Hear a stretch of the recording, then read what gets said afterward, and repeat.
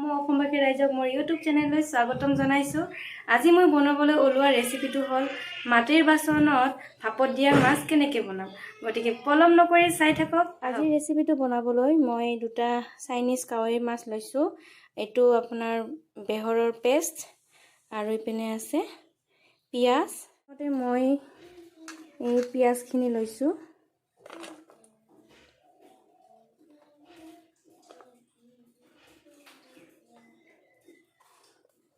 তাৰপিছত ইয়াত বিলাহীখিনি দিম।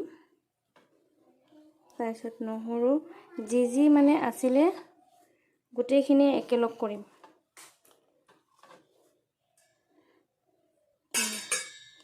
আৰু বেহৰখিনিও মই ইয়াত দি দিম। আৰু মাছো দি দিম। তাৰপিছত সোৱাদ অনুযায়ী মই হালধি দিম। হালধি বেছি দিলেও তিতা লাগিব, সেইকাৰণে অকণমান দিছোঁ। তাৰপিছত নিমখ দিম সোৱাদ অনুযায়ী। ইয়াত অকণমান কেঁচা মিঠাতেল ঢালি দিম।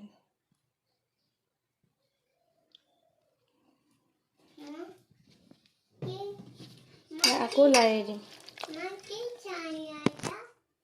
প্ৰথমতে মই মাটিৰ বাচনটো বহাই লৈছোঁ।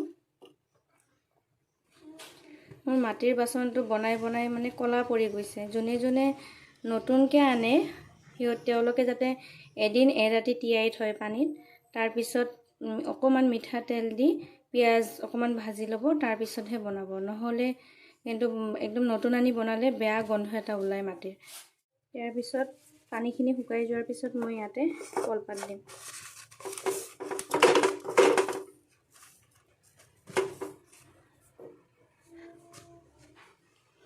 আৰু এটা দিম। এনেকৈ 3-4টা লেয়াৰ দি দিলে কলপাত মাছৰ জোলখিনি ওলাই নাযায়। তেনেকৈ যাতে দিয়ে নিজৰ সুবিধা মতে দিলে। এয়া চাওক, মই একদম কলপাতেৰে 4টামান লেয়াৰ দি দিছোঁ যাতে তলত লাগি নাযায়। তাৰপিছত মই ইয়াতে ঢালি দিম।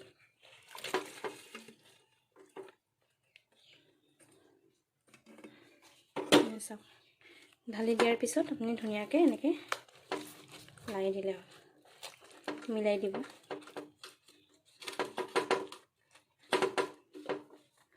এয়া চাওক,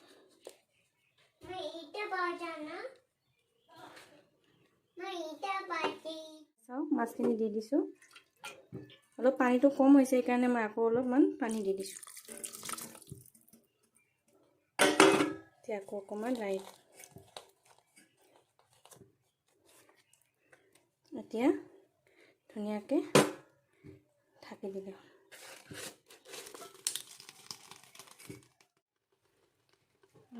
মাজে মাজে ঢাকনিটো গুচাই চাই থাকিব। অকণমান লাৰিও দিব পাৰে। এইটো হৈ আছে। গেছটো একেবাৰে ল' ফ্লেমত দিব। এতিয়া মই এখন কলপাত ওপৰে ঢাকি দিছোঁ। ইয়াৰ ওপৰত মই এইটো দি দিম। তেতিয়া কলপাতৰ চেণ্টটো ধুনীয়াকৈ ওলাব। মাজে মাজে ঢাকনিটো গুচাই লাৰি থাকিম। এয়া চাওক কি ধুনীয়াকৈ উতলি আছে।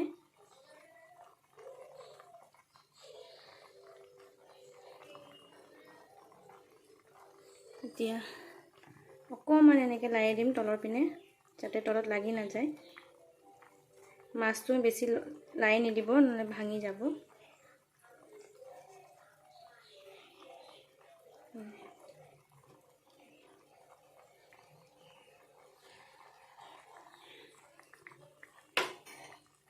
আকৌ ঢাকি দিম।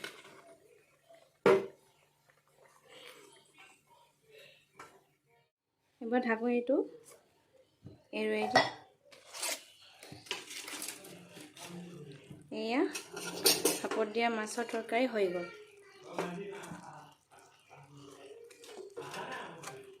এয়া